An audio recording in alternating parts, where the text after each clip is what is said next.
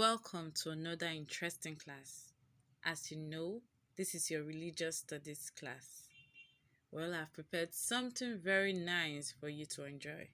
But in order for you to enjoy it, you have to get your writing materials, sit back, and go to a place that is quiet and, of course, feel relaxed. Do have a nice time learning something new.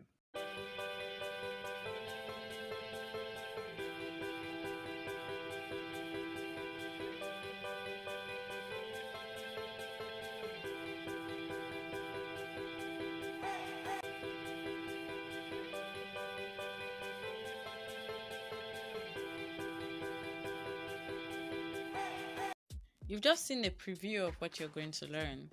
Well, in our last class, we talked about Joseph. Yes, how he was sold into slavery by his brothers. So painful. And finally, he was sold to the Egyptians. He found himself in Egypt. And how Potiphar made Joseph to be in charge of his house and every other thing apart from his wife. Well, as time went by, Joseph's brothers, all of his brothers, finally saw themselves in Egypt when there was famine. Joseph actually forgave his brother and they came to meet him. Now, Joseph's brothers, which are the Israelites, found themselves in Egypt. This time, when they were in Egypt, they were no longer as free men, but they were now more or less slaves. They were serving as slaves. Finally, God heard their tears and said He's going to redeem them. So that is where today's topic comes in. Our topic for today is Moses. Moses, the birth of Moses. We're going to see the birth of Moses.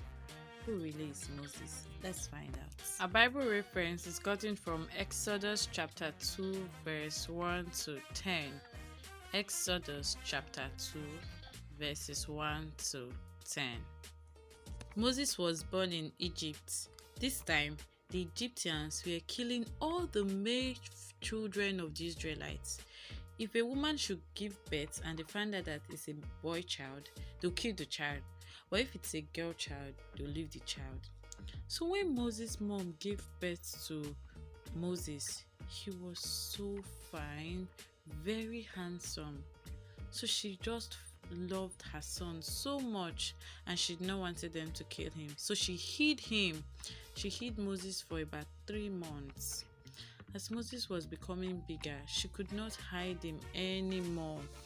So one day she decided to make a basket. She made a basket with grasses and she coated the basket with a tar so that water would not go in through it.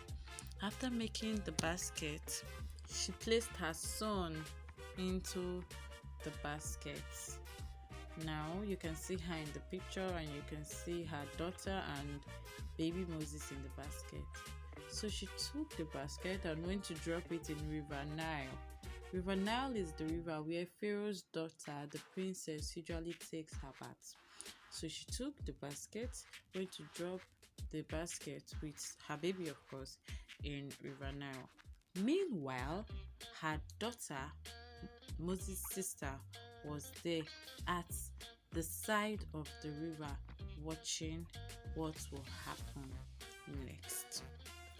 Pharaoh's daughter, that is the princess, and her female servants came to River Nile to bathe as usual. But this time something was different. They saw a basket. Now as they were going closer to it, they saw a baby crying in the basket. So they took the basket close and they saw the baby inside the basket crying. When Pharaoh's daughter saw the baby, she loved him and she said, "Oh, this must be one of the Hebrews' baby." When she said that, Moses' sister quickly came out from where she was hidden and asked her, "Should I go and call one of the Hebrew women to take care of the baby for you?" That idea seemed very nice to Pharaoh's daughter. And she said, "Okay, that is fine. You can go and call one for me." So the baby sister left And guess who she went to call? Her mom. She was a very wise girl. That is the baby's mom too. So she went to call her mom. And when her mom came, Pharaoh's daughter told her to take care of the baby and to wean him till he's grown to an age. Then later she will bring the baby back to her. And she even told her that she's going to pay her. Can you imagine that? She will pay her for taking care of her own child unknown to her. You can see the way God does things. He does things in a very miraculous way. So she took the baby and went to nurse the baby. When the child grew older, she took him back to Pharaoh's daughter and said, "Here's your son, I'm done nursing him." And she was like, "Thank you," and paid her for nursing him. And she said, "I'll call him Moses because I pulled him out of the water." So Moses simply means drawn from water. So that's how Moses came about. God protected Moses. So want to always be like Moses' sister who cooperated with her mom. Want to listen to our parents always. See you in the next class. Bye bye.